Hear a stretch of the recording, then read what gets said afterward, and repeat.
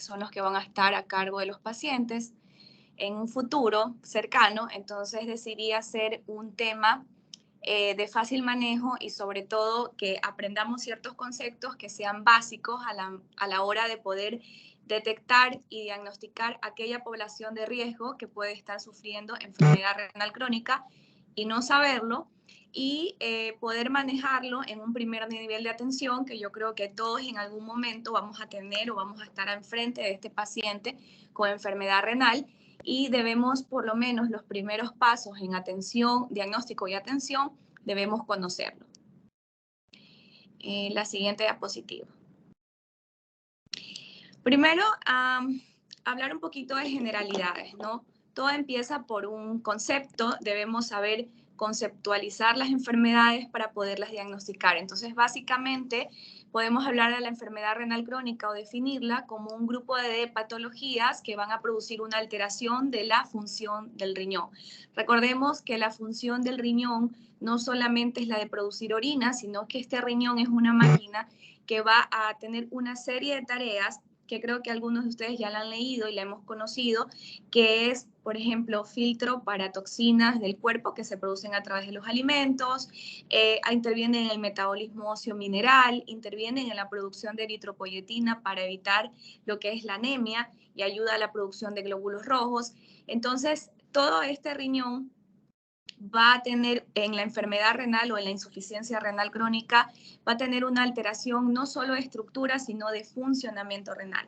Hablamos que no es lo mismo tener, por eso no se diagnostica la enfermedad renal en base a una ecografía, porque no es una anormalidad de la estructura, de la forma del riñón, sino más bien de función. Entonces hablamos que el diagnóstico de enfermedad renal crónica se va a establecer a partir de exámenes de laboratorio.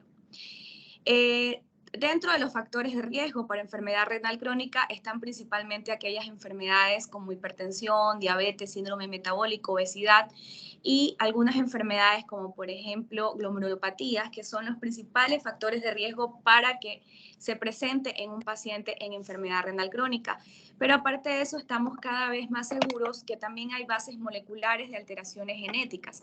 Cada vez más la nefrología se está yendo a ese grupo de pacientes que puede ser que tengan más predisposición a tener enfermedad renal crónica, porque hay pacientes, y nos hemos dado cuenta, de que puede tener factores de riesgo, pueden ser diabéticos, pueden ser hipertensos, pueden ser obesos, sin embargo, mantienen mayor función renal a lo largo de su vida que cierto grupo de pacientes. Por eso dentro de la anamnesis o dentro de la historia clínica siempre preguntamos si tiene antecedentes en la familia de enfermedad renal crónica, de proteinuria, de sangre en la orina, si algún familiar tuvo o necesitó usar diálisis o alguna de estas cosas, porque cada vez nos entendemos más al riñón desde el punto de vista molecular y genético y sabemos que hay una predisposición de las personas para sufrir de insuficiencia renal. En general, reconocemos que el 30% de los casos de insuficiencia renal van a estar relacionadas a diabetes. Es la principal causa de insuficiencia renal en diálisis, seguida de hipertensión arterial y el resto variada. Un 20% va a ser aglomerulopatía, es decir, que el daño va a estar en el glomérulo, que es una de las principales estructuras del riñón. Siguiente. Yo soy de Ecuador. Y voy a presentar unos datos que tengo de acá y de Latinoamérica. Este es un cuadro del 2015 en donde podemos observar cómo la enfermedad renal crónica está en el 7º puesto de causas de años de vida ajustado por discapacidad y de mortalidad. O sea, es decir, que la enfermedad renal crónica no solo cambia el estilo de vida del paciente, sino que en cierta medida va a disminuir la supervivencia en años de vida en la población en general. De hecho, actualmente se habla de que la enfermedad renal crónica va a tener mucha más mortalidad que el cáncer en sí, que algunos tipos de cáncer como colon y mama, que son los que más mortalidad dan en lo que es la población en general. Es una enfermedad crónica no transmisible y que generalmente en mi país sí se porcentúa dentro de las que produce discapacidad y también dentro de las enfermedades catastróficas. Siguiente. Como les explicaba, la enfermedad renal está dentro de las enfermedades que causan disminución de calidad de vida, disminución de la sobrevida de vida y un aumento de mortalidad. ¿Por qué? Porque la enfermedad renal, el paciente va a morir de eventos cardiovasculares. Entonces son pacientes muy inflamados que van a tener un alto riesgo de infartos cerebrales o cardíacos. Entonces, aparte que tiene otros factores de riesgo como diabetes, hipertensión, obesidad, entonces son pacientes que tienen mucho riesgo cardiovascular y una de las principales causas de muerte en estos pacientes no es la insuficiencia renal, no es la diabetes, no es la hipertensión, sino la mortalidad cardiovascular y es lo que mayormente estamos trabajando como nefrólogos actualmente, ¿no? De poder disminuir el riesgo cardiovascular en estos pacientes para aumentar la sobrevida. Es conocido que los pacientes en diálisis tienen muchísimo más riesgo también de morir por infartos. Entonces, cada vez todas las estrategias, tanto de prevención como de detección oportuna de enfermedad renal crónica, es esto, destinada a disminuir la mortalidad cardiovascular. Muchos de nuestros pacientes ni siquiera van a llegar a diálisis, sino que se van a morir en el camino. Entonces, es por eso que presento este caso para que se den cuenta de la importancia de poder diagnosticarla para cambiar las cifras y el pronóstico desde temprano. Siguiente diapositiva.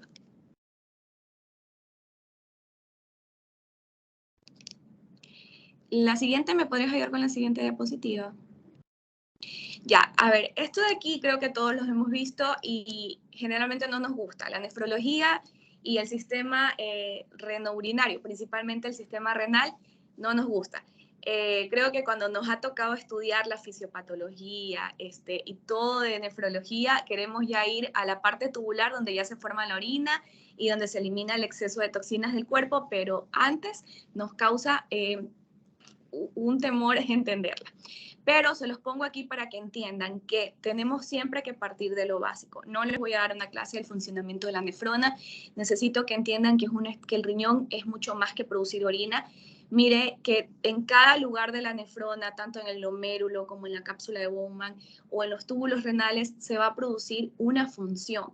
El riñón va a tener muchas funciones. Es por eso que cualquier cosa que se genere a nivel sistémico en el organismo, que produzca algún tipo de, por ejemplo, un trastorno de la circulación, que va a traducirse en una hipovolemia o una deshidratación, va a producir o va a gatillar una serie de mecanismos en la nefrona que cuando ya el gasto, por decir, el daño es mayor que lo que puede hacer el riñón para compensar esto, comienza a sufrir y comienza a tener problemas de enfermedad renal crónica. Estamos hablando actualmente que antes de que se eleve la creatinina en la sangre, antes de que tengamos la producción de orina, antes de que comiencen los edemas, ha habido una serie de trastornos en esta nefrona a nivel microscópico, que ya hay inflamación y que cada vez nosotros queremos llegar antes y descubrir nuevos marcadores de función de insuficiencia renal, ¿no? Entonces, por eso quería explicarles eso. Ustedes tienen que entender cómo funciona esta nefrona y poder partir desde ahí para saber qué podría estarle causando daño, por qué el paciente presenta determinado síntoma, qué área de la nefrona está alterada. Y eso solo vamos a entender partiendo o entendiendo desde el inicio, desde dónde comienza el problema. No podemos llegar a una solución, a un tratamiento, si nosotros no conocemos el funcionamiento del riñón. No podemos prescribir siquiera un diurético si no sabemos en qué parte del túbulo va a actuar, qué tipo de diurético va a ser. No podemos, por ejemplo, prescribir un antiproteinúrico si no sabemos en qué parte del riñón va a funcionar. Entonces, para nosotros entender siempre y en todas partes de la medicina, ustedes tienen que grabarse que tienen que entender la parte básica, la parte funcional. Yo me acuerdo mucho cuando estaba estudiando y siempre me interesó mucho la fisiología y mucho la semiología, porque si ustedes no parten de ahí, ustedes no entenderán absolutamente nada. O entenderán por partes del cuerpo humano y realmente el paciente, cuando ya uno lo tiene al frente, es un todo. No es un riñón, no es dos riñones, es un riñón, un corazón, una pierna, unos ojos. Entonces, tienen que darse cuenta que el riñón está relacionado con todos los cuerpos, con todos los órganos del cuerpo. Trabaja con el corazón, trabaja con el hígado, entonces hay una serie, todo el cuerpo está interconectado y tienen que entender siempre, partir de lo básico para poder entender las grandes enfermedades y para poder seguir en el tratamiento y poder ir estudiando más evidencia en el tema de todos estos desórdenes de enfermedad renal. Siguiente diapositiva. Para definir a la enfermedad renal crónica, actualmente generalmente siempre hablamos al principio hablábamos como de un criterio, ¿no? De la creatinina, y con la creatinina calcular la tasa de filtrado glomerular o la función renal. Sabemos que la creatinina pues no es el marcador más ideal para daño renal, se altera muchísimo después de haber empezado una lesión. Hay una fórmula estandarizada, no deben sabérsela, solo deben conocer que se basa en la creatinina y en la edad. Actualmente es la última fórmula del 2022 que se está utilizando. Se llama CKDF y la pueden encontrar en diferentes calculadoras a nivel de internet o aplicaciones para bajar. Lo importante cuando nosotros usamos calculadoras que nos simplifican mucho los cálculos es poder determinar cuando sale el resultado qué significa ese resultado. Y yo lo que quiero que entiendan es que ese resultado que nos va a salir nos va a ayudar a clasificar a la enfermedad renal en diferentes etapas. Pero aparte de la creatinina y de la tasa de filtrado glomerular, actualmente también se está usando lo que es el cociente albuminuria, creatininuria, o lo que se conoce como albuminuria, que es un marcador también de daño renal. Entonces, los criterios para definir es que haya una alteración de la tasa de filtrado o una anormalidad en el examen elemental de orina, ya sea proteinuria, hematuria o alguna cosa, y que este se encuentre por un periodo o una duración más de 3 meses. Es decir, que yo controlo a un paciente por más de 3 meses y se mantiene la alteración, este paciente tiene enfermedad renal crónica, ¿sí? Entonces, es para lo que nos sirve en sí la creatinina. Siguiente diapositiva. Esto les pongo por un poquito de humor. Nosotros en los congresos a nivel mundial, cada vez que asistimos, siempre escuchamos lo mismo. La creatinina es un mal marcador de la función renal, pero lamentablemente es uno de los de más fácil acceso, de más fácil utilización, es universal, entonces es lo que tenemos a mano para nosotros poder calcular la función renal y es donde más hay estudios. Estamos tratando de analizar nuevos biomarcadores y realmente hay más biomarcadores de daño renal, sobre todo en insuficiencia renal aguda, pero nosotros todavía no hay evidencia fuerte suficiente como para suplantar o para quitar a la creatinina de siempre. Ahora, creo que yo hoy puse algo en mis redes sociales que toda persona que me conoce sabe que para mí la creatinina no es una urgencia. De hecho, cuando yo voy a iniciar diálisis o quiero saber si este paciente necesita diálisis, yo lo que menos veo realmente es la creatinina, porque yo tengo que ver más criterios. La parte clínica, los síntomas de uremia, me preocupa mucho más el potasio, el fósforo y otras cosas que el riñón controla y que son más tóxicos que la creatinina, porque realmente la creatinina y la urea se han demostrado que no son tóxicos. Yo he tenido pacientes que me han llegado con creatinina, aunque no lo crean, de 22, cuando lo normal máximo en determinada edad debe ser 1, 1.2, de acuerdo al laboratorio que lo mida, y ureas de hasta 600 y el paciente llega caminando al consultorio. Pero yo, por ejemplo, puedo ver una creatinina de 2, de 1, pero el paciente dejó de orinar, viene encefalopático, o sea, viene con trastornos de lo que es el sensorio, de la actividad neurológica, puede convulsionar, tiene un potasio elevadísimo, hace alguna arritmia, y ese paciente yo corro para dializarlo, por ejemplo. Entonces es por eso que puse este gráfico y espero que se acuerden esto. La creatinina ni la urea son tóxicas. Hay toxinas que todavía no las podemos medir y hay otras cosas peligrosas en la sangre que sí nos deberían poner a correr y queremos darle un mayor entendimiento cuando estudiemos riñón. Inclusive uno de los mayores enemigos del riñón, aunque no lo crean, es el fósforo, que lo consumimos ampliamente en la alimentación y que muy pocos saben, ¿no? Incluso también el tema del potasio es importante que lo conozcan y del sodio, ¿sí? Entonces eso es para que queden como un poquito de concepto. ¿Sí? Siguiente diapositiva. Bueno, entonces ustedes me dirán, bueno, tengo la creatinina, la tasa de filtrado glomerular, es muy difícil, ¿dónde saco la fórmula? Yo aquí les puse un capture de, en algunos lugares, por ejemplo, siempre traten de buscar una sociedad, por ejemplo, la Sociedad Española de Nefrología es muy buena, la Sociedad Ecuatoriana de Nefrología, a la cual pertenezco, estoy como vocal científico, también tiene la fórmula registrada, la actual fórmula, la Asociación Americana de Nefrología también, entonces traten de buscar páginas y lugares que sean, que estén todas las cosas actualizadas y que sean normados por una sociedad. También hay aplicaciones en sistema Android y en sistema Apple que puedes bajar. Hay calculadoras médicas, tienes que verificar que la nueva fórmula que salió en este año, quitamos dentro de los parámetros para medir función renal lo que es la raza. ¿Por qué la quitamos? Porque nos sobreestimaba la función renal, es decir, calculaba además el filtrado glomerular hasta más o menos de un 20%, es decir, se nos estaban pasando a diagnosticar pacientes con enfermedad renal crónica que aparentemente salían bien y realmente con la nueva fórmula nos damos cuenta que ya están teniendo problemas de enfermedad renal crónica. Siguiente diapositiva.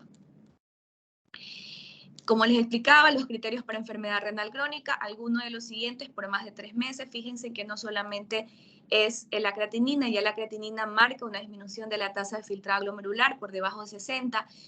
Cuando se calcula debe ser derivado al nefrólogo. Por mayor a 60 debería ser poder manejado por un médico general, internista o familiar en el primer nivel de atención. Y los marcadores de daño renal, que también pueden ser criterios para enfermedad renal crónica, siempre y cuando se mantengan por más de 3 meses.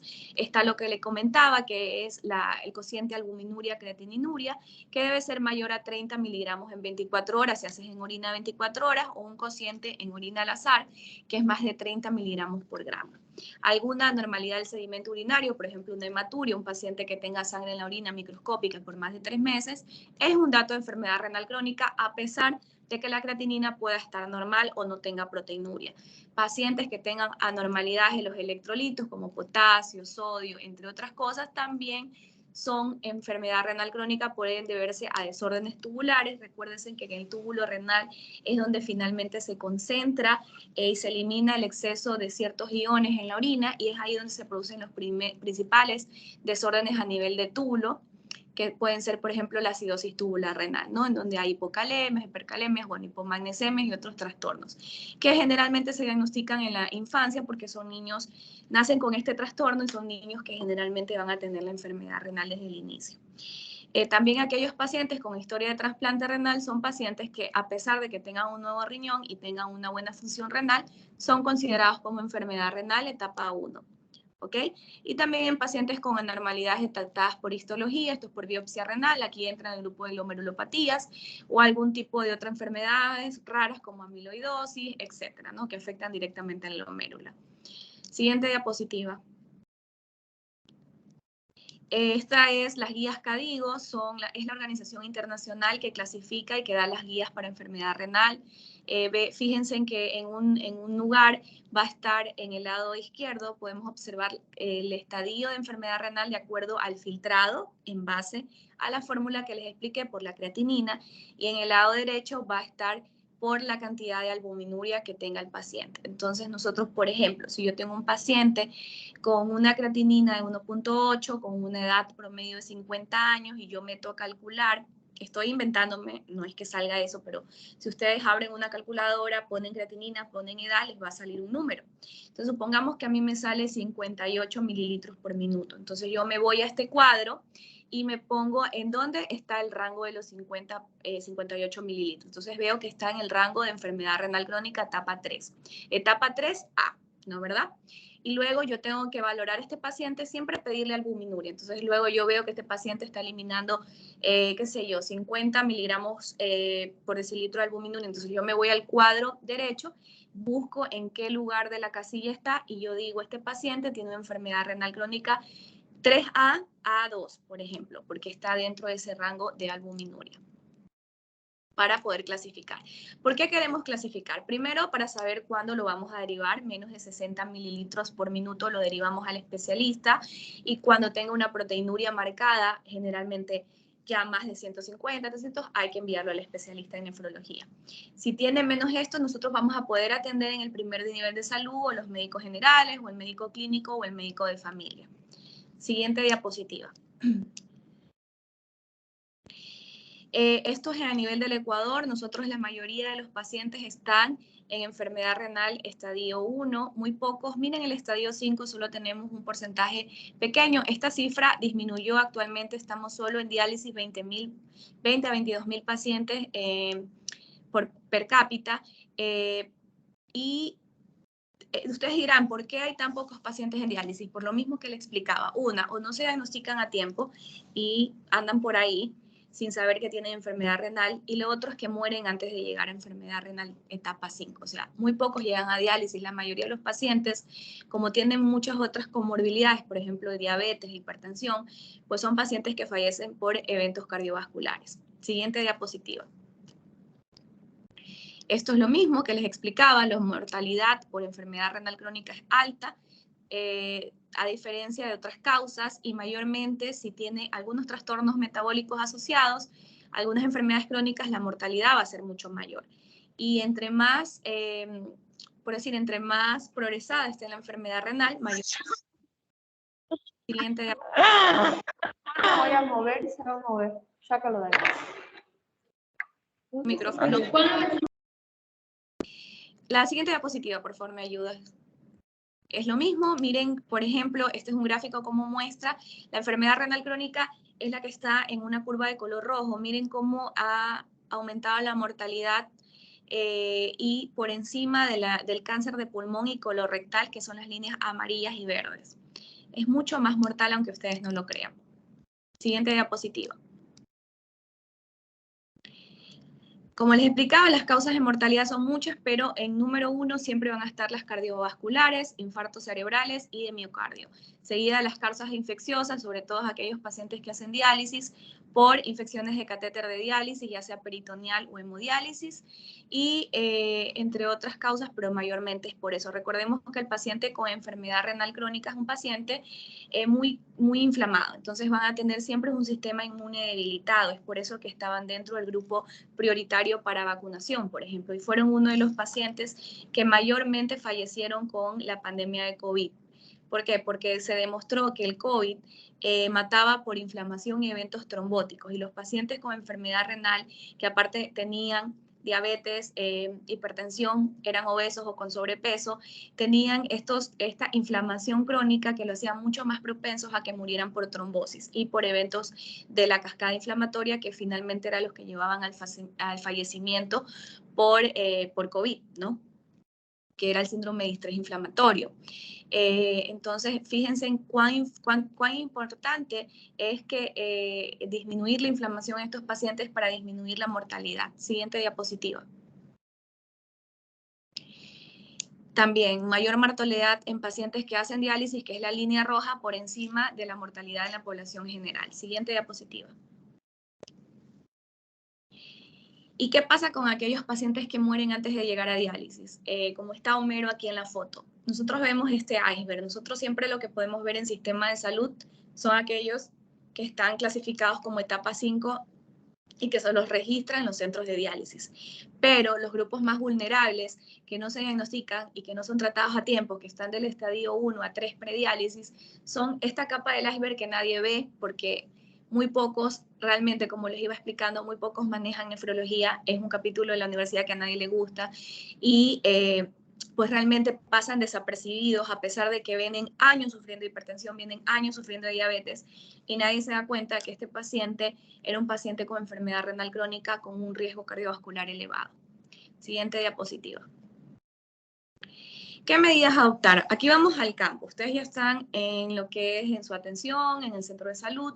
Yo no puedo testear y hacer screening a toda la población, entonces yo voy a tener que promover bien la nivel de qué población de riesgo yo voy a considerar hacer las pruebas de screening. Entonces yo necesito ver y conocer cuáles son los factores de riesgo, que ya se los expliqué anteriormente, y una vez identificado este grupo, yo colocar en este grupo los principales marcadores, hacerle las pruebas de marcación de insuficiencia renal, por ejemplo, creatinina, y medir albuminuria, creatininuria, o un examen elemental de orina, si es lo que se tiene a la mano. Siguiente diapositiva. Este gráfico explica, nosotros todos los años, en el mes de marzo, festejamos o celebramos el Día Mundial del Riñón, y siempre desde hace tiempo ha sido un eslogan que es salud renal para todos. ¿Qué quiere decir? Que nosotros podamos identificar la enfermedad renal en toda la población para poder llegar a tiempo, ¿no? En todos los niveles de atención. Entonces, es eso, ¿no? Los principales colores que vemos en el trencito de abajo hablan en las estrategias de salud a nivel, desde el nivel primario hasta el nivel más avanzado, y cuáles son las estrategias que tratamos de promover para poder diagnosticar la enfermedad renal crónica más tempranamente. Siguiente diapositiva. Trabajar sobre el grupo de riesgo es importante, ¿no? Para limitar la progresión del daño y para limitar el desarrollo de lo que es la enfermedad cardiovascular. Entonces, hay que identificar aquellos factores de riesgo y tratarlos, que son aquellos que son modificables y que van a hacer progresar al paciente con insuficiencia renal crónica, tanto en cambios de hábitos alimenticios como mejoría del peso, como mejoría de la presión arterial, el control de las metas de glucosa, el control de la dislipidemia, de la alteración del ácido úrico y el control muy importante, que cada vez se hace más importante y quiero que quede grabado, de la proteinuria. La proteinuria es marcador de progresión renal. Yo puede tener un paciente una creatinina estable, pero si yo va subiendo en proteinuria, este paciente va a terminar en diálisis mucho más rápido que aquel paciente que no progresa en proteinuria. Entonces, en este grupo yo más adelante voy a explicar cómo controlar la proteinuria. Siguiente diapositiva. Entonces, el tratamiento va a ser de acuerdo al estado en el que se encuentra el paciente, ¿no? El primero y segundo estadio va a ser más de tipo preventivo, de control de factores de riesgo, y esto se los va a hacer en los primeros niveles de atención de salud. Y a partir del estadio 3, en donde ya es menos de 60 mililitros por minuto de filtrado glomerular, ya este paciente debe ser derivado al especialista en nefrología. Entonces, ¿para qué? Para evaluar y tratar las complicaciones de la enfermedad renal crónica, sobre todo la complicación cardiovascular. Y la etapa 4, etapa 5, ya son etapas en donde ya preparamos al paciente para inicio de terapia de soporte renal, que no es el tratamiento definitivo, sino un puente hasta que este paciente entre al tratamiento definitivo, que en teoría, y el sueño es de todos los nefrólogos, es que llegue a trasplantarse, ¿no? A recibir un nuevo riñón. La siguiente diapositiva. Siguiente. En lo que es esto de aquí, es un algoritmo que ustedes lo pueden bajar en cualquier lugar y lo pueden cargar desde su celular, en tableta. Hay cartillas también de memoria y ayuda y que les va a servir muchísimo. Son para es la parte de abajo, tú ya sabes que tienes que calcular la tasa de filtrado y ver la proteinuria de tu paciente, y en la cartilla de abajo clasificar en qué etapa está tu paciente. Tú vas a ir arriba al algoritmo y vas a ver si debo derivarlo o no y cuáles son los cambios que vamos a ir de a poco haciendo para mejorar a este paciente. No lo voy a leer, es para que ustedes lo vayan a buscar luego y se amplíen un poco más la explicación y se den cuenta cómo es importante ir desde el inicio hasta el final. Siguiente diapositiva. Bien. Control de proteinuria es importantísimo. Hoy subí este post en redes sociales en donde hago mucho trabajo y contenido educativo, porque si yo no educo a la población y a las masas, nunca voy a poder detectar la enfermedad renal a tiempo. Entonces, por mucho tiempo el médico siempre ha estado restringido a los hospitales, principalmente a los especialistas, y nos llega ya muy tarde. Entonces, uno de los objetivos cada vez mayores de los nefrólogos es poder alcanzar más población. Entonces, hay que utilizar... yo utilizo las redes para eso. Entonces, hay actualmente varias estrategias para poder detener este daño, para que el paciente no progrese y no termine en diálisis. Y una de ellas es la alimentación, que es importante, pero también la parte farmacológica. Entonces, aquí entran en juego dos grupos grandes de antiproteinúricos, por decir, o nefroprotectores, que son en primera cabeza, que siempre lo hemos usado, que es los IECA y los ARA2. En este grupo está el enalapril, que es el más estudiado, y dentro de los ARA2, los más estudiados es los sartán y el ibersartán. Sabemos que a nivel glomerular, estos medicamentos van a hacer un efecto a nivel de la presión dentro del glomérulo y va a producir una disminución de la proteinuria con una protección tanto renal como cardíaca. Eso lo sabemos.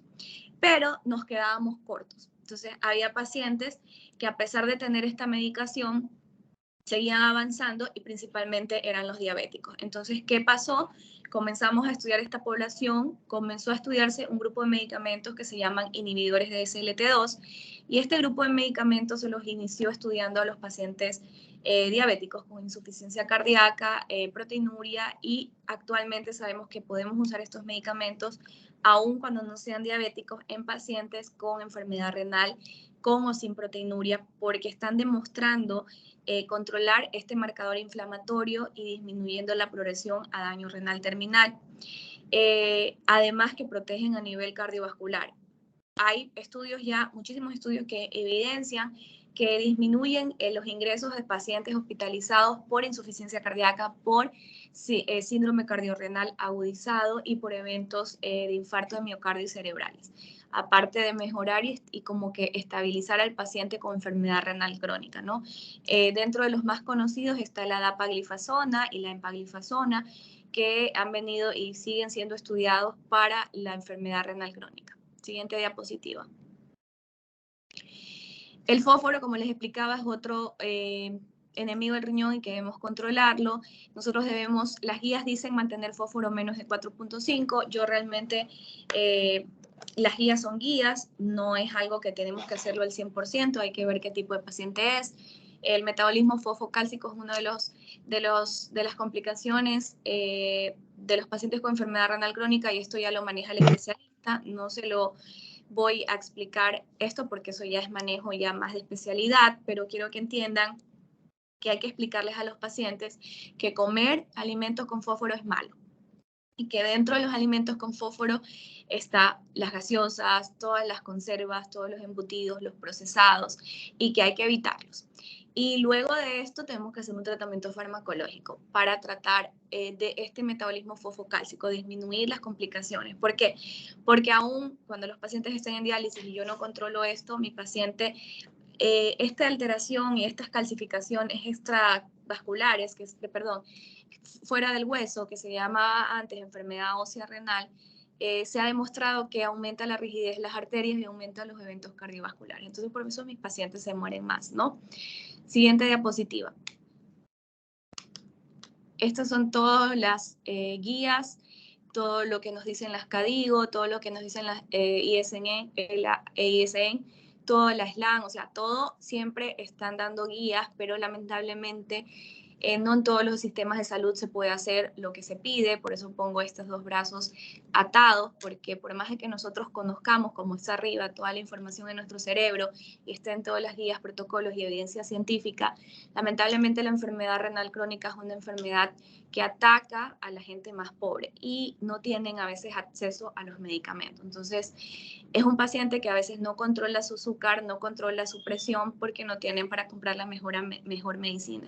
Entonces, aquí es donde el sistema de salud está fallando y donde deberían mejorar las políticas y los protocolos para que la medicación sea de acceso a todo el mundo y podamos mejorar a los prediálisis para evitar mayores costos, no solo en la parte socioeconómica a nivel país de los pacientes que hacen diálisis, porque cada diálisis es costosa por cada paciente, sino porque es a nivel también costo emocional, por decir así. Es un paciente que disminuye mucho su calidad de vida y son pacientes que disminuyen también la supervivencia a largo plazo y aumentan la mortalidad. Entonces, debe cambiar esto y es algo que estamos siempre peleándolo, pero lamentablemente en todos los países las personas que manejan salud no siempre son médicos, no siempre son nefrólogos y poco entienden de esto, ¿no? Más entienden de presupuesto, sobre todo en los países de Latinoamérica. Hay pocos países en donde el trabajo se hace como debería ser. Tampoco tenemos la gran cantidad de nefrólogos en mi país como para atender a la mayoría de los pacientes. Los pacientes nunca encuentran turno. Cuando ya los encuentran, ya están avanzados. Entonces, es por eso que cada vez queremos trabajar más en la población joven para formar no solo más nefrólogos, sino más médicos familiares, médicos internistas y médicos generales que puedan manejar estas patologías desde cualquier parte del mundo, desde un centro de salud, que es lo que se llama acá en el primer nivel de atención, que están en las zonas rurales, hasta a nivel hospitalario, ¿no? O desde el consultorio privado, y que esto no siga ocurriendo. Siguiente diapositiva. Esto es lo que les explico, falta de acceso a turnos, no hay disposición de todas las pruebas de laboratorio. En mi país, por ejemplo, hay dos grandes sistemas de salud donde va la mayoría de la población, que es el sistema IES, que es la seguridad social, que toda persona que trabaja está afiliado, pero no alcanza para más, y la mala administración ha hecho que cada vez haya menos presupuesto para esto, y hemos estimado, la Sociedad Ecuatoriana de Nefrología, que en un tiempo, siquiera en unos 7 años, ya no va a haber dinero para dializar a los pacientes. Entonces estos pacientes van a fallecer. Y lo otro es el Ministerio de Salud Pública, que pertenece a la parte de gobierno, y es aquel paciente que no tiene seguro social. Y muy poquitos acceden a un seguro privado de salud.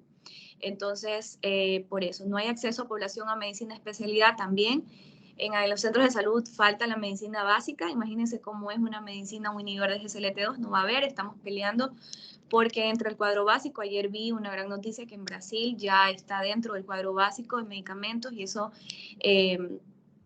nos llenó de bastante satisfacción, pero envidia sana porque el Ecuador también está peleando por lo mismo. Tenemos faltas de recursos humanos, hay pocos nefrólogos para tanta demanda de pacientes, pocos nutricionistas porque hay que trabajar con la nutricionista renal de la mano, trabajadora social y psicología, porque la enfermedad renal es una enfermedad que afecta a muchos ámbitos del paciente y hay que trabajarlos en conjunto. De hecho, hay pacientes que si no se aprenden a querer a ellos mismos, a poder aceptar su enfermedad y poder trabajar en eso, no van a tener responsabilidad en el tratamiento. Entonces son pacientes que deben trabajarse como un todo, ¿no? Siguiente diapositiva.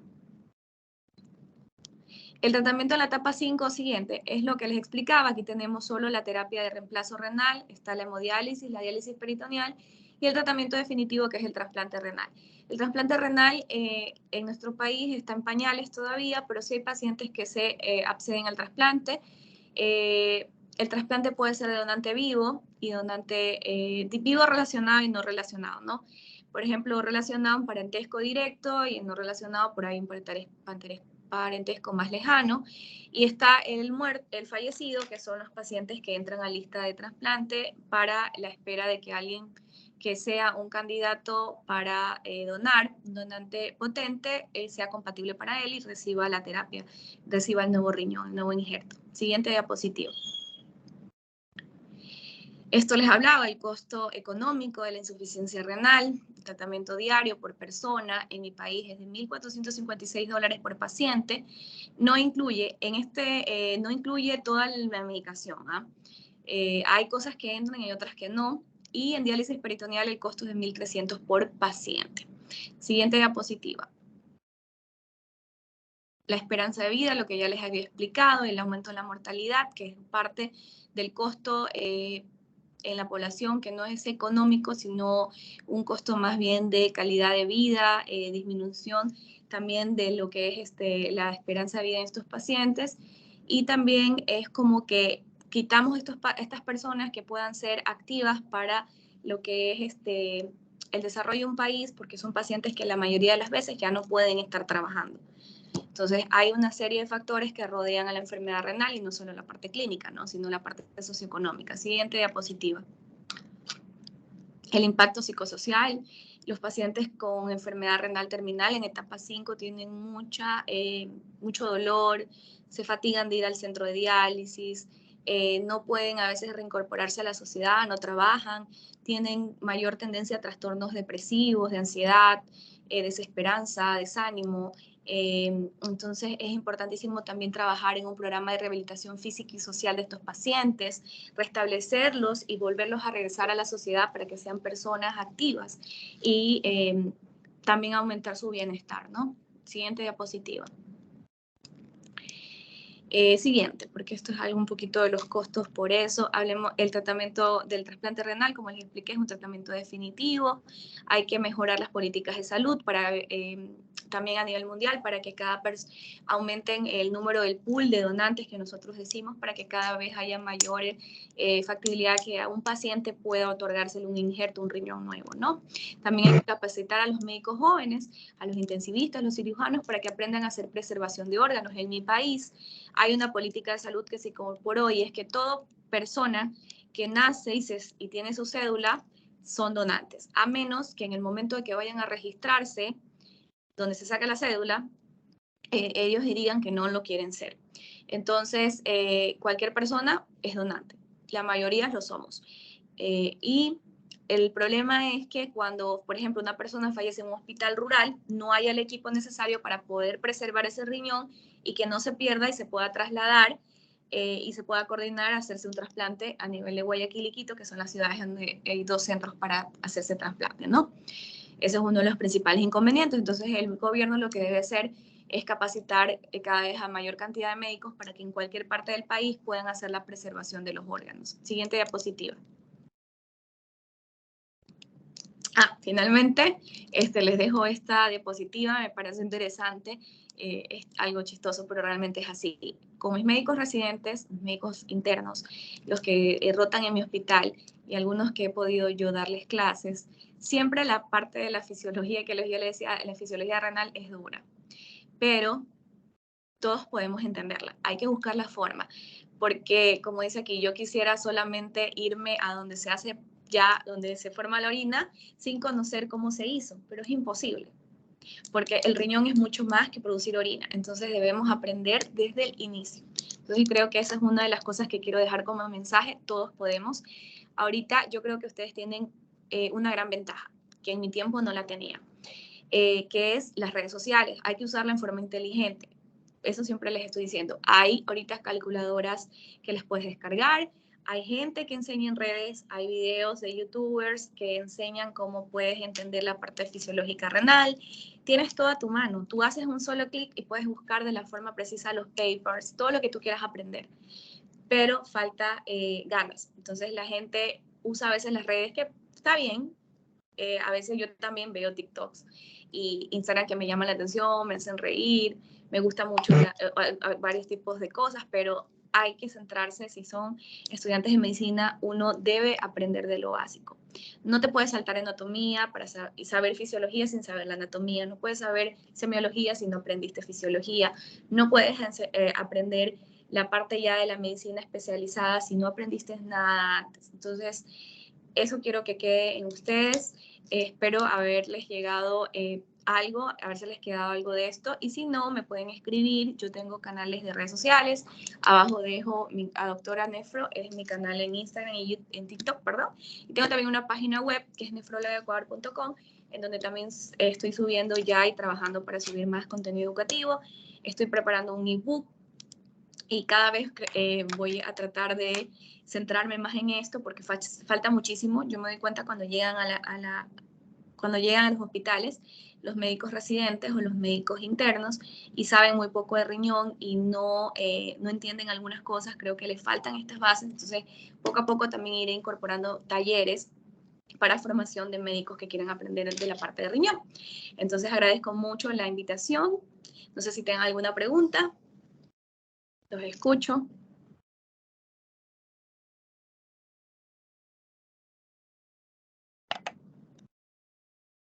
Hola. Muchísimas gracias, doctora, por su ponencia. Chicos, bueno, a todos los asistentes, recordarles que está habilitado el grupo de WhatsApp para que puedan ir enviando sus preguntas. También las pueden enviar por el chat de la reunión o pueden levantar la mano y se les va a dar la palabra.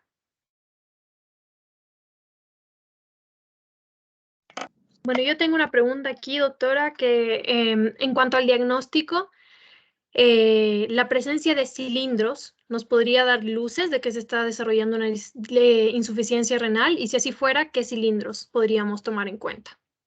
Sí, por eso en parte del criterio de la definición estaba lo que eran las alteraciones del sedimento urinario. Miren, el sedimento urinario, el elemental de orina, grábenselo porque tengo que estarle siempre enseñando a mis médicos acá información. Donde va un nefrólogo te va a pedir un elemental de orina, porque por algo se la llama la biopsia líquida del riñón, ¿ya? Nos dice muchísimo, no solamente si hay infección. Por ejemplo, los cilindros, si son granulosos, nos está hablando de que puede haber una lesión a nivel tubular renal, ¿no? Puede ser una nefritis o una necrosis tubular aguda, por ejemplo, ¿me entiendes? Si son cilindros higalinos, pues sabemos que el daño por ahí no es tanto, pero si ya hay granulosos, sabemos que hay un daño mayor. Entonces es importantísimo. Por ejemplo, los hematíes. No solo basta con marcar hematuria microscópica, sino que en ausencia de infección urinaria, si hay una hematuria microscópica, es un dato de enfermedad renal y tienes que derivarlo al nefrólogo porque el nefrólogo está capacitado para volver a ver este elemental de orina, ver qué aspecto tienen los cilindros, qué aspecto tienen los hematíes, si son dismórficos, o sea, si tienen alteración de la forma o si son normales. Entonces, ¿para qué? Para saber si vienen de arriba del glomérulo o si vienen de vejiga y de vía urinaria baja, ¿no? ¿Verdad? Nosotros vamos ahí a poder detectar o dar indicios de que es una enfermedad glomerular o es simplemente a nivel de vejiga o ureter. Entonces, por ejemplo, cuando ustedes ven una alteración, tienen que entender una cosa. Una cosa es ver un elemental de orina que lo hagan en el laboratorio, porque es meter una tira reactiva en la orina. Entonces, lo que te va a marcar son colores, ¿verdad? Te marca un color y tú te vas a ir al tubito de atrás y vas a ver si está medio verdecito, es que es cilindros tal. Si está de color rojito, hay sangre, por decirte, ¿no? Pero no es lo mismo ver un elemental de orina bajo el microscopio, el especialista, ¿ya? Entonces, siempre que haya una normalidad de vía urinaria, sí te puede dar una referencia que tienes que derivarlo, pero no te puede hablar mucho más allá hasta que no lo vea el médico bajo el microscopio de él, ¿no? Porque nosotros ya ahí tenemos ciertas técnicas que podemos valorar. Muchísimas gracias, doctora. Aquí tenemos una pregunta de Caroline Guardia. Dice, buenas tardes, doctora, excelente ponencia. Mi duda es, ¿cuáles son las diferencias, cambios de la fórmula para calcular TFG actual de la antigua? Muchas gracias por darse el tiempo de compartir sus conocimientos.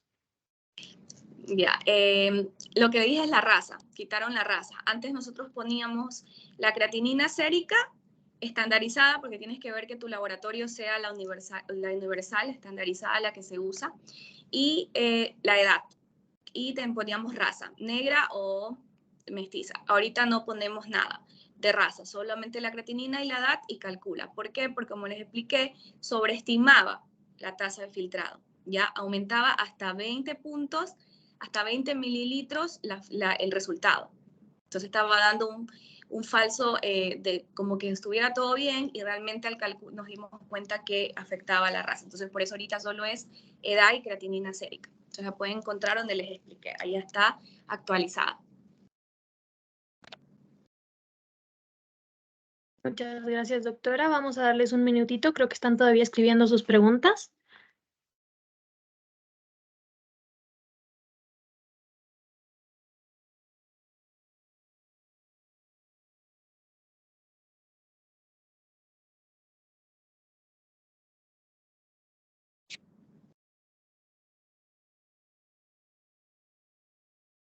María del Pilar pregunta, dice, doctora, según su criterio, ¿cuál sería la concentración adecuada en la que se tendría que mantener el nivel de fósforo?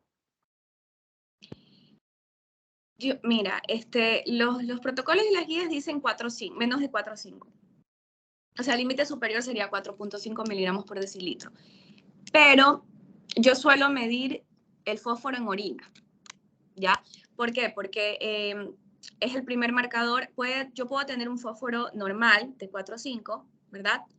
Y yo le mido el fósforo en la orina y si la fosfaturia está aumentada, estoy hablando que el paciente está tratando ese riñón de eliminar la mayoría de la cantidad de fósforo más de lo habitual. Y también ahorita actualmente se puede medir una molécula que se llama FG23, que me habla mucho más antes del fósforo, o sea, elevado el FG23 en la sangre, que es un marcador inflamatorio que lo conocemos muchos, yo, por ejemplo, ya le hago restricción de fósforo en la dieta. No añado un medicamento para bajarlo todavía, pero sí comienzo a hacer restricción de fósforo, ¿no? Porque yo siento que ya ese riñón está tratando de trabajar de más, compensar, aumentando el fósforo en la orina, que se llama fosfaturia, para poder mantener ese 4,5, que ya es un rango superior, ¿ya? Aunque la guía a mí me diga que es el rango hasta ahí normal, ¿me entiendes? Aunque el laboratorio a mí me diga que el valor es hasta ahí normal. Porque ya este paciente, ya su riñón está súper trabajando para tratar de compensar y mantenerlo en 4,5. ¿Ya? Entonces yo trabajo un poquito más con fósforo en orina para ver cómo está la fosfaturia y en los pacientes que tienen la capacidad de poderse hacer FG23, porque ese sí no lo tengo en el hospital. Muchísimas gracias, doctora. Me parece que no hay más preguntas. Le agradecemos muchísimo por su tiempo y espero podamos vernos en una nueva oportunidad ya de forma presencial y vernos las caras. Gracias, muchas gracias por la invitación. Espero les haya servido bastante y los invito a poder seguir formándose. Ahí hago Les dejo la última diapositiva para que anoten mi correo y mis redes por si necesitan contactarme y tienen alguna otra pregunta. Muchas gracias. Muchísimas gracias, doctora. Bueno, a todos los asistentes, informarles que tenemos un receso en este momento. La siguiente ponencia se va a llevar a cabo a las 5:15.